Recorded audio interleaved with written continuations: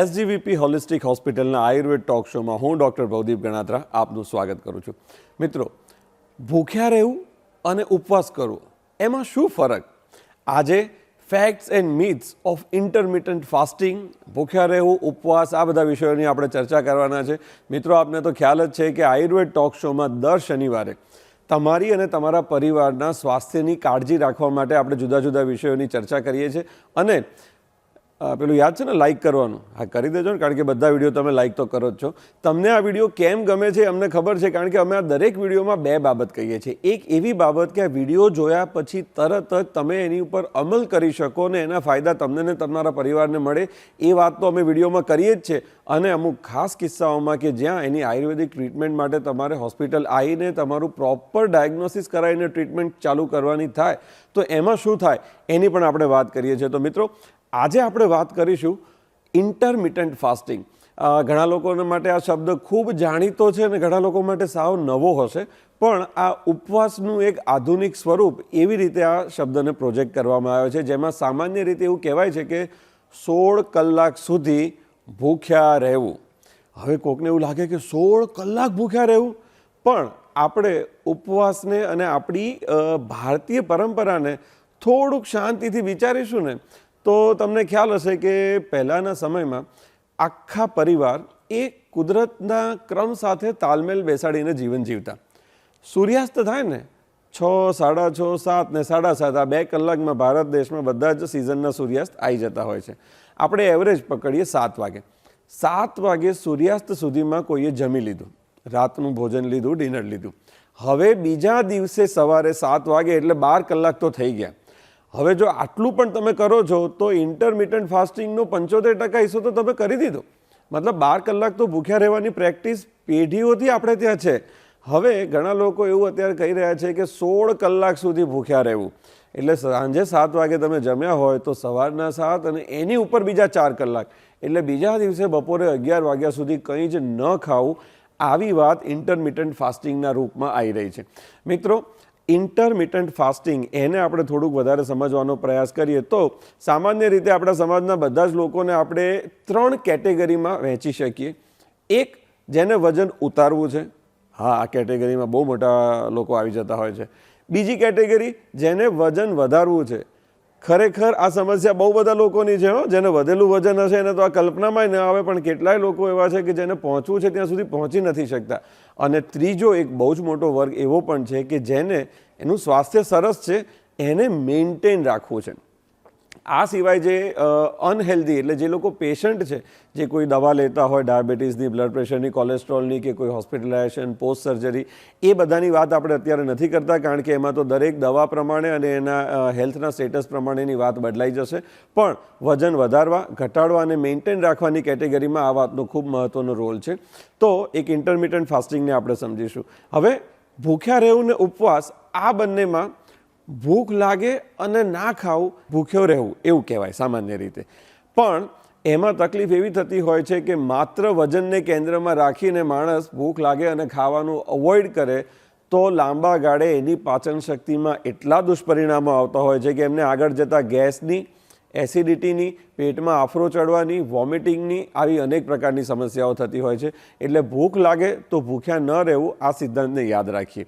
બીજી વાત છે ઉપવાસ. મિત્રો, આ શબ્દ સંસ્કૃત શબ્દ છે.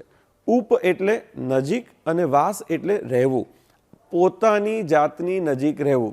એટલે પોતાની જાતની નજીક રહેવું એટલે શું? એમ આપણે તો આપણી નજીક જ હોઈએ ને, આપણે કેવી રીતે આપણાથી દૂર થઈ શકીએ? હવે તમે તો અહીં બેઠા છો અને હું એક શબ્દ બોલું, પાણીપુરી, તો તમારું મન તમારાથી દૂર થઈને પાણીપુરીની લારી સુધી પહોંચી ગયું.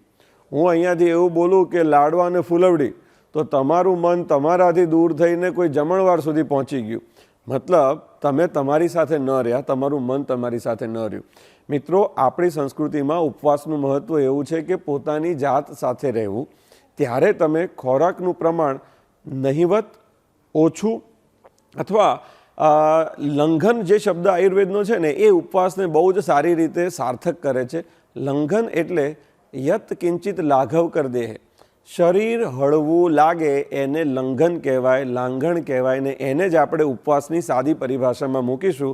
તો મિત્રો તમે એવું સમજવાનો પ્રયાસ કરજો, જાતને એવી રીતે શોધવાનો પ્રયાસ કરજો, કંઈ પણ ખાધા પછી ચા સાથે નાસ્તો તમે લીધો કે એકલા ફ્રૂટ્સ ખાધા કે એકલા ડ્રાયફ્રૂટ્સ ખાધા કે તમે બપોરનું કે સાંજનું જમવાનું લીધું, ખોરાક લીધા પછી શરીર હળવાશ અનુભવે છે કે ભારેપણું લાગે છે. જો ભારેપણું લાગતું હોય ને તો તમે ખોરાકની માત્રા તમારી પાચન ક્ષમતા કરતાં વધારે લીધી છે, એ કન્ફર્મ થઈ ગયું. હવે એમાં તમારે રોજ થોડો થોડો ઘટાડો કરવાનો. એટલે તમે સતત ઉપવાસ કરતા હોય, સતત લંઘન કરતા હોય એ સ્થિતિમાં તમે આવી જશો. ઘણા લોકો ચાની સાથે એક ડીશ ભરીને નાસ્તો કરતા હોય અને એ નાસ્તો કર્યા પછી એમને ભાર લાગતો હોય શરીરમાં, તો હવે એને ડીશના બદલે વાડકી જેટલો નાસ્તો કરવાનો. તો આ એના માટે ઉપવાસ કહેવાય, આ એના માટેનું લંઘન કહેવાય, આ જ એના માટેનું ફાસ્ટિંગ કહેવાય. બપોરે જમ્યા પછી ઘણા લોકોને આફરો ચડતો હોય કે ભાઈ જો જે કામ કરાવવું એ પહેલાં કરાવી લો, જમ્યા પછી મારથી કંઈ થશે નહીં. ધેટ મીન્સ એની પાચન શક્તિ કરતાં ઘણું વધારે ખોરાક લેવાયો છે. કેટલાક લોકો એવું કહેતા હોય હું તો 2 જ રોટલી ખાઉં છું ને તોય પેટ ભારે થઈ જાય છે. તો 2થી પણ ઓછી કરો, 1 રોટલી ખાઓ, અડધી રોટલી ખાઓ, પોષણક્ષમ આહાર લો, પણ શરીરમાં હળવાશ લાગવી જોઈએ. આ એક બેઝિક વાત આપણે બધા યાદ રાખવાની છે. હવે ઇન્ટરમિટન્ટ ફાસ્ટિંગ જે લોકો કરવાનું શરૂ કરે છે એમાં ઘણા લોકો એવા છે કે તમે ગમે તે કહો અમે તો કરીશું, 16 કલાક ગમે તેમ કરીને ભૂખ્યા રહીશું ને 8 જ કલાક અમે ખાવાના બાકી રાખીશું. તો એવા લોકો કે જેને ઇન્ટરમિટન્ટ ફાસ્ટિંગ કરવું જ છે એમને શું ધ્યાન રાખવાનું, એ જે 8 કલાકનો ગાળો તમે વિચાર્યો છે એમાં તમારા પોષણની અંદર બધું જ આવી જાય. સિઝનલ ફ્રૂટ્સનો ઉપયોગ તમારે નિયમિત કરતા રહેવું પડશે. કઠોળમાંથી કોઈને કોઈ વસ્તુનો ઉપયોગ તમારે કરતા રહેવું પડશે. પછી જુદા જુદા શાકભાજીમાંથી જે તત્વો આપણા શરીરને આવશ્યક હોય એટલે શાકભાજીનો પ્રયોગ પણ તમારે કરતા રહેવું પડશે. અને કાર્બોહાઈડ્રેટની જે આવશ્યકતા છે, જે ઘઉં, ચોખા અને સોજીમાંથી પણ મળે છે, રવામાંથી પણ મળે છે, સામામાંથી પણ મળે છે, એનો પણ ઉપયોગ તમારે યોગ્ય માત્રામાં કરવું પડશે. મિત્રો, તમે વજનને કેન્દ્રમાં રાખ્યું એટલે શરીરને પોષક તત્વોની આવશ્યકતાઓ ઓછી થઈ જતી નથી. એટલે માત્ર વજન ઉતારવા માટે ફાસ્ટિંગને વિચિત્ર રીતે કરવું કે શરીરને બર્ડન આપીને કરવું એ ખરેખર તમારા ઓવરઓલ સ્વાસ્થ્યને નુકસાન પહોંચાડશે. હવે જેને વજન ઉતારવું છે એના માટેની એક આ સલાહ છે કે ફાસ્ટિંગ, બ્રેકફાસ્ટ શબ્દ બધાએ સાંભળ્યો છે ને, કે આખી રાત તમે કશું નથી ખાતા એટલે એને ફાસ્ટ કહેવાય, અને તમે ઉપવાસ તોડો છો, ફાસ્ટને બ્રેક કરો છો સવારમાં એટલે એને બ્રેકફાસ્ટ કહેવાય છે. આ બ્રેકફાસ્ટનું નામકરણ આવી રીતે થયું છે. બ્રેકફાસ્ટથી જ તમારે એલર્ટ થઈ જવાનું છે કે સવારે તમે દૂધ પીવો, ચા પીવો, કોફી પીવો કે એની સાથે નાસ્તો કરો કે કદાચ કશું ન પણ લેતા હોય, પણ સવારથી તમારે એલર્ટ એવું રહેવાનું છે કે શું મને ભૂખ લાગી છે? હા, કેટલી ભૂખ લાગી છે? તમે જે પણ પીરશો ને એ તમે વાડકીની માત્રામાં પીરશો, પ્લેટ ભરીને લેવાનું બંધ કરો. અને બીજી વખત ભૂખ લાગે, એમાં બની શકે કદાચ 2 કલાક, 3 કલાક કે 4 કલાકનો ટાઈમ કોઈને લાગે, કોઈને 6 કલાક સુધી ભૂખ ન પણ લાગે, પણ ટિફિનના ટાઈમ, રિસેસના ટાઈમ, આવી બધી મર્યાદાઓના કારણે ઘણી વખત પાચનતંત્ર ઉપર બર્ડન આવતું હોય છે. ત્યાં તમારું બધું જ ફોકસ માત્ર ક્વોન્ટિટી ઉપર રાખજો કે ફૂડની માત્રા મને પેટમાં ભાર ના લાગે એટલી રાખવાની છે. અને રોજ સવારે ઉઠીને અરીસામાં તમારે તમારો ચહેરો જોવાનો છે. ઘણા લોકોને થતું હશે કે સેલ્ફી લઈએ તો ચાલે. હા, બિલકુલ ચાલે. સેલ્ફી એ પણ એક પ્રકારનો અરીસો જ છે. રોજ તમારી સેલ્ફી અને અરીસામાં તમારું પ્રતિબિંબ અતિ પ્રસન્ન લાગવું જોઈએ. તમને તમારી જાતને જોઈને એવું લાગવું જોઈએ કે મેં કાલના દિવસમાં જે પણ ખોરાક લીધો, જેટલું પાણી પીધું, જેટલી એક્સરસાઇઝ કરી, જેવા વિચારો કર્યા, એ બધાની હળવાશ જો અંદર થઈ હશે તો બીજા દિવસે સવારે તમારા ચહેરાની ચમક તમે પોતે પારખી શકશો. અને જરૂર લાગે તો વજન કાંટા ઉપર ઊભા રહીને સહેજ ચેક કરી લેવાનું, કાલ કરતાં વધ્યું તો નથી ને? એનો મતલબ તમે જે કરી રહ્યા છો એ બધું જ બરાબર છે. અને આવું કરતાં કરતાં જ્યારે તમને સહેજ વીકનેસ લાગે કે હમણાંથી સહેજ ચક્કર જેવું લાગે છે, આમ થાક જેવું લાગે છે, એનો મતલબ એવો થયો કે તમે પોષક તત્વોનું બેલેન્સ ગુમાવી દીધું છે. મતલબ અમુક વસ્તુઓ ન ખાવી, આવું જે તમે નિર્ણય કર્યો એ તમારી અગેન્સ્ટમાં જઈ રહ્યો છે. એટલે 2 ક્રાઇટેરિયા યાદ રાખજો, શરીરની હળવાશ અને રોજ સવારે તમારા ચહેરાની પ્રસન્નતા. તો પછી તમે 16 કલાકનું ફાસ્ટિંગ કરો કે 4-4 કલાકે ભૂખ લાગે ત્યારે થોડુંક ખાઓ, અથવા સવાર સાંજ 2 ટાઈમ તમે ખાઓ અને પછી તમે વચ્ચે ભૂખ લાગે ત્યારે ફળ સિવાય કશું જ ન ખાઓ. આ ફાસ્ટિંગ, આ ઉપવાસ એ તમારા માટે યોગ્ય થઈ જશે. અને સહેજ પણ તમને એવું લાગે કે ચક્કર આવે છે કે વીકનેસ આવવાની શરૂઆત થઈ છે, તાત્કાલિક તમે આયુર્વેદ ડૉક્ટર પાસે પહોંચી જાઓ.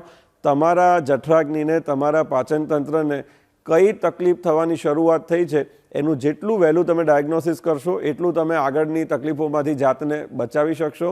અને હંમેશા લાઈફનું ફોકસ હેલ્થ ઉપર હોવું જોઈએ. એમાં માનસિક હેલ્થ, ભાવનાત્મક હેલ્થ અને શારીરિક હેલ્થ.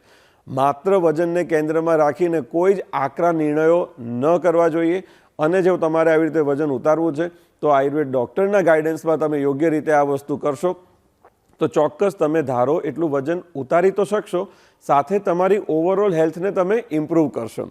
અમે આયુર્વેદની અંદર પંચકર્મની અનેક બધી થેરાપીઝ, વમન, વિરેચન, બસ્તી, અભ્યંગ, સ્વેદન, ઉદ્વર્તન, પોટલી મસાજ, આવી અનેક થેરાપીથી તમને મદદ કરી શકીએ છીએ કે તમારે વજન ઉતારવાની અને સ્વાસ્થ્ય વૃદ્ધિ કરવાની જે તમારી દિશા છે, જે લક્ષ્ય તરફ તમારે જવું છે, એમાં આયુર્વેદની આ બહુ જ સેફ અને ઇફેક્ટિવ ટ્રીટમેન્ટનો પણ તમે ઉપયોગ કરી શકો છો. મિત્રો, આજનો આ વિડીયો આપને કેવો લાગ્યો એ ભૂલ્યા વગર કમેન્ટ્સમાં અમને જણાવજો. લાઇક તો તમે પહેલાં જ કરી દીધું છે, સબસ્ક્રાઈબ પણ કરી દેજો. તો દર શનિવારે આયુર્વેદ ટોક શોમાં અમે આ જે વિડીયોઝ લઈને આવીએ છીએ અને SGVP હોલિસ્ટિક હોસ્પિટલની આ ભાવના કે આપ અને આપનો પરિવાર સ્વસ્થ રહો, એમાં તમારું લાઇક અને સબસ્ક્રાઈબ કરવું એ અમારો ઉત્સાહ વધારે છે. તો મળીશું આવતા શનિવારે વધુ એક વિષય સાથે.